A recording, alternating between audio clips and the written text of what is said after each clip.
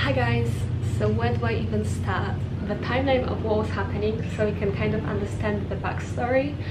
I got to El Nido in the afternoon from Coron, and the very same day I booked a tour for next day, Tour C, island hopping tour, which was recommended to me. It wasn't until the night I came back from the tour and I had a freediving course planned for the next day booked. So in the evening I was still discussing my freediving course with the instructor, packing, getting my things ready, speaking to the lady from the reception here, and I got everything ready for waking up early the next morning and heading to my freediving course at 7.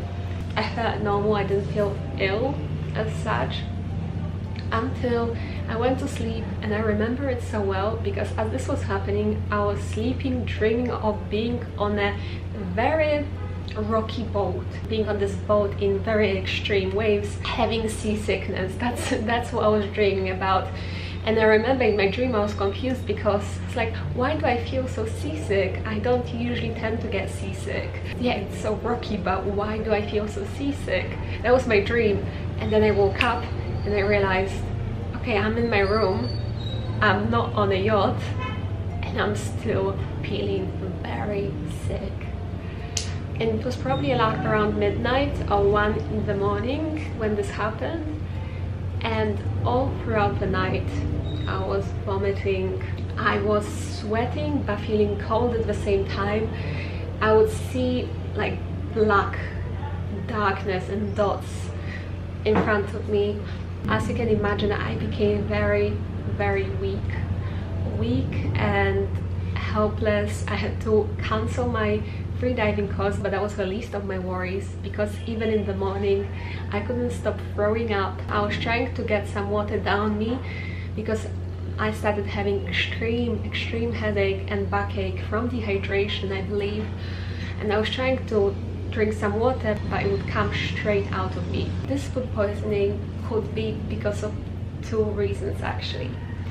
What I think is most likely is that it was caused by the food that I ate during my boat tour. This is exactly what I ate during the island hopping tour, after which I got ill. So as you can see, there's a mixture of everything there: crab, mussel, chicken, sea grapes, noodles, and it could have been anything. Any of these things could have been contaminated with bacteria. So I think it most likely was this, or the second thing that it could have been, that actually my diving school have told me about, is the water from the tap. And I don't drink tap water here, not at all. But it's not about drinking, it's about brushing your teeth or just rinsing your mouth. I wear retainers at night, so I always wash my retainer in the sink, and I also rinse my mouth after I wake up or at night before I put my retainer in. These are the routines that I've been doing everywhere throughout the years, and I've never thought much of it. I don't drink tap water in any country that I travel to, but I wash my retainer with tap water. And I've been told that here in El Nido, the tap water is especially bad.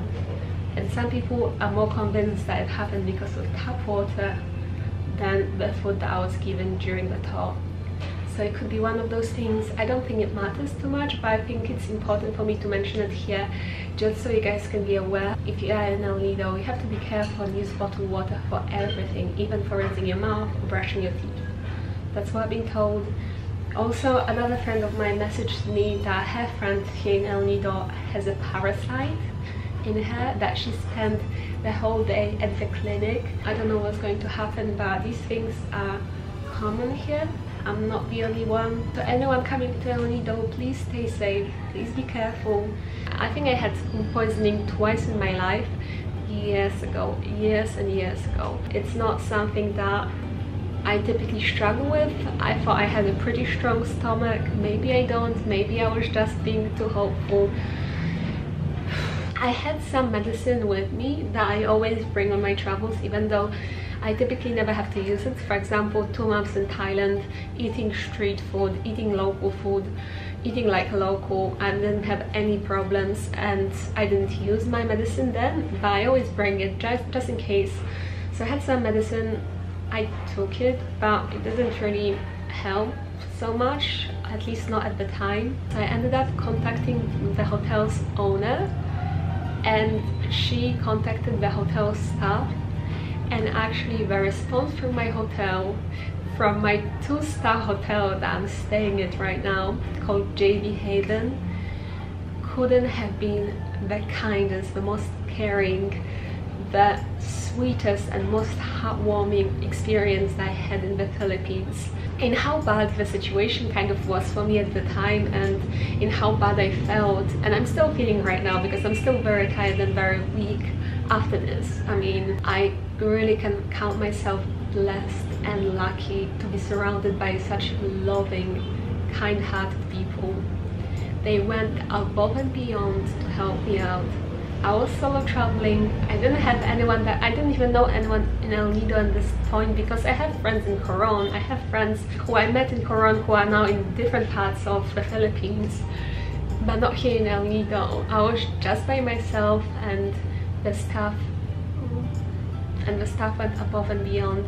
They went to one pharmacy to get me some pills and get me electrolytes and get me some special water, this one iron supply drink, which is going to help with the dehydration, and it really helped. They brought me some bananas and crackers. Like, this was for later, because initially I just couldn't keep anything in me, but for later they brought some bananas and crackers. They didn't have anti-vomiting medication at the nearest pharmacy here, so actually the owner's husband drove to another pharmacy to get me more pills, to get me better, stronger medication, and the staff was constantly looking after me. They even cleaned my room. I felt so bad. I felt even as I was recording this, I just stopped because the lady from the reception came to see me and speak to me, and she offered to cook some like special food for me, because right now, of course, like my belly is still very irritated, and so far I've only been eating bananas and crackers. Literally, that's the only things I've been eating, crackers like these, and I have a bunch of bananas there, and that's all I've had since my sickness. Now being here, I can really see why people say that Filipinos are the most kind-hearted, caring, gentle and genuine people on earth. These people do it from the love of their heart, from the values and principles that they hold within themselves. And I think sometimes a situation like this can really open your eyes up to certain things that you'd be missing if only the good things were happening in your life, and you were only going to beautiful paradise locations and having this exotic beach holiday without actually getting to interact with the locals. You would miss it. I'm not saying that I'm happy that this has happened to me, of course not. I really hope I can recover as quickly as possible, but at the same time I find the positives. One of the positives has been that I've got to experience Filipinos' culture and how incredibly kind-hearted they are. That's all I'm going to say. So any Filipinos watching this, you guys, your culture is amazing. Your kindness will never be forgotten for me. I couldn't appreciate it more, how much they have taken care of me here. And you know, one other crazy thing is I met a girl called Rose in Coron, and we went on a boat trip. I mean, if you've seen a video from Coron, you would see Rose. We did city picados together. We went snorkeling and having fun, and it was such an amazing day. But we connected so well during that day that now she calls me every single day, video calls me. So when she video called me when I was ill, initially I couldn't pick up because I was too ill, but when I was feeling slightly better, we called and I told her my situation, and she wanted to travel all the way to El Nido from Negros, even though it is very expensive for the locals here, just to see me, to make sure she could take care of me and to make sure I'm okay. Even though she has her business in Negros, she wanted to drop it all and get a flight to see me.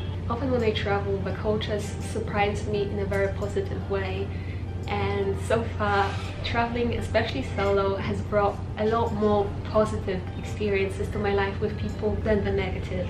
For sure, hands down. I'm going to wait for my breakfast, specially made for the hotel staff, I'm so happy that I'll get to eat something. This is my last packet of oral rehydration salts. So I'm going to have it now with a cup of water.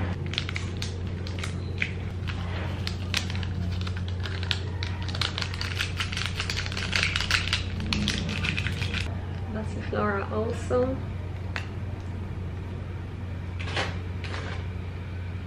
I'm not going to be taking any more medication like proper pills because I don't want to then get maybe constipated or something. I think the less the better, to be honest, but for sure I need to get all my good bacteria and electrolytes back in my system.